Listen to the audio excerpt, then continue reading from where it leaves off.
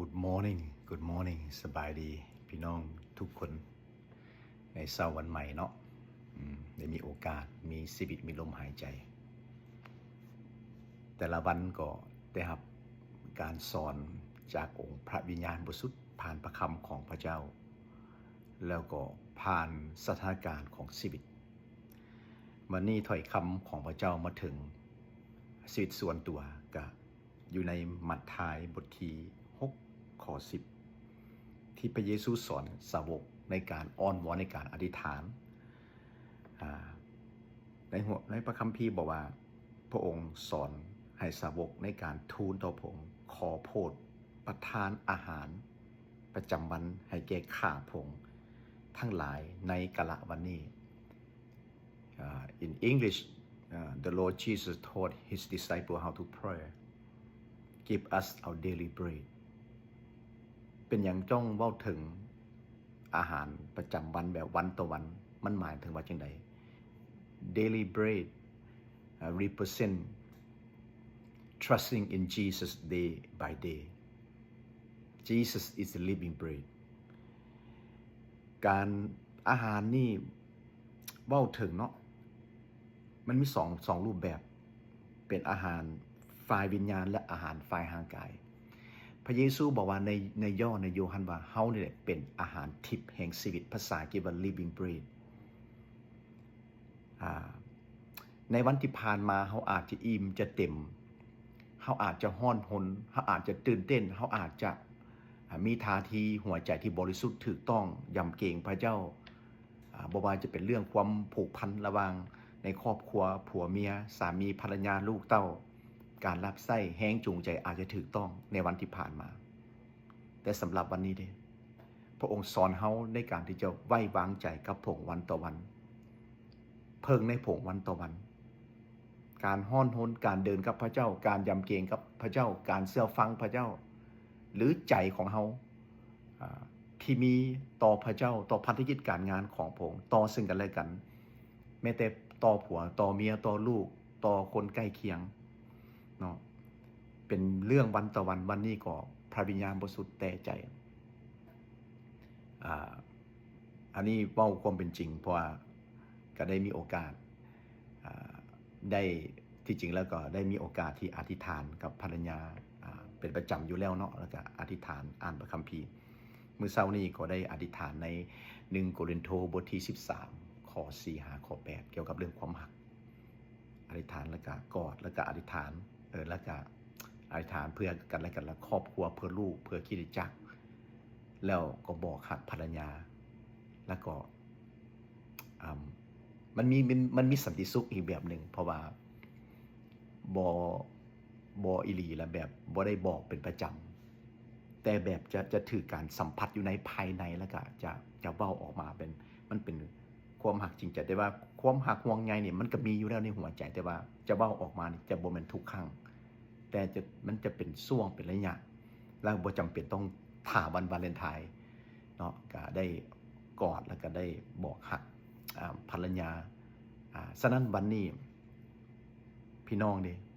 ได้บอกหักกันหรือยังได้บอกหักพระเจ้าหรือยังโอ้ลูกหักพระเจ้าลูกหักพระเยซูพอปกหักเขาก่อนเขาบอกหักลูกหักครอบครัวเขาหรือยังในวันที่ผ่านมาอาจจะตกอยู่ในความหักโดยเฉพาะในวัยที่หนุ่มสาวแล้วเมื่อเขาแก่ตัวไปแล้วก็หลายสิ่งหลายอย่างมันก็เพพังมันก็เยือกเย็นซึ่งเขาจำเป็นต้องเดินวันต่อวันบว่าด้านความเสื่อด้านความหักด้านการเสื่อฟังทุกอย่างแหละพระเยซูสอนโปรดประทานอาหารประจำวันเป็นอย่างบ่เป็นอย่างชื่อบ่เป็นแบบอธิษฐานโปรดประทานอาหารประจำวันประจำทิศต่อทิศเดือนต่อเดือนปีต่อปีแต่อันนี้วันต่อวันมื้อต่อมื้ออันนี้แหละคือความหมายเดินไปกับพระเยซูวันต่อวันเอาไปกับพระเยซูวันต่อวันไว้วางใจกับพระองค์เนาะก็ในวันที่ผ่านมาเฮาอาจจะเฮ็ดดีเฮาอาจจะถูกต้องเนาะแต่ว่าวันนี้เด้ก็ให้เฮาฟื้นฟูจิตใจให้เฮามีจุดยืนที่ชัดเจนที่มั่นคงบ่ว่าจะเป็นท่าทีของหัวใจเฮาความเชื่อของเฮาระหว่างเฮากับพระเจ้าและระหว่างเฮากับมนุษย์เนาะ ในสังคมโลกหรือในการรับใช้ต่างๆขอบคุณพระเยซูสำหรับวันนี้เฮาได้เริ่มวันต่อวันด้วยพระคำของพระเจ้าที่ยังบ่ได้กินข้าวกินน้ำได้ลุกขึ้นมาอธิษฐานที่จริงแล้วเป็นประจำกับอธิษฐานส่วนตัวก่อนตั้งแต่เช้าประมาณ5 โมงหรือ6 โมงตื่นขึ้นมาก็จะอธิษฐานส่วนตัวแล้วก็จะส่วนรวมกับภรรยาต่างหากเมื่อเป็นตื่นขึ้นมาเพราะว่าสลายจะหู้เมื่อประมาณวัง5 โมงเช้าแล้วก็จะอธิษฐานส่วนตัวแบบบุมแบบไม่ได้ออกเสียงหรอกอธิษฐาน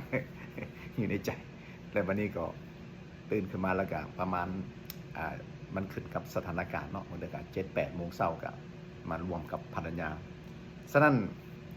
เขาเดินวันต่อวันกับพระเยซูเสื้อไว้วางใจจิตใจของเขากันต้องสำรวจวันต่อวันในแต่เรื่องความหักผูกพันระหว่างมนุษย์คือกันเพราะว่าใจของมนุษย์ใจมนุษย์เขาเนี่ยนะสมองของเขาเนี่ยมันเปลี่ยนแปลงเลยพี่น้อง3 มื้อดี4 มื้อไข่เนาะเปลี่ยนซ้ายเปลี่ยนขวาฉะนั้นให้เขาเช็คเขากวดความเสื่อของเขาวันนี้เขาอยู่ใส่กับพระเยซูคริสต์การรับใช้หัวใจของเขาแห้งจูงใจเป้าหมาย passion หรือ vision หรือนิมิตหมายพระราใจที่พระเจ้าให้ระหว่างเฮากับพระเจ้าและระหว่างเฮาก็คือมนุษย์กับมนุษย์ระหว่างผัวเมียสามีภรรยาพ่อแม่อ้ายน้องหรือทีมงานในการรับใช้ในคริสตจักรในชุมชนที่เฮาอยู่ในจุดใดแต่วันนี้พระคำของพระเจ้ามาถึงประจำวันก็คือวันต่อวันขอโพดประทานอาหารประจำวันเนาะภาษาอังกฤษว่า daily bread ก็คือขนมปังอาหารในการเลี้ยงดูชีวิตก็คือในฝ่ายวิญญาณพระเยซูเป็นขนมปัง เป็นอย่างเป็นอาหารทิพย์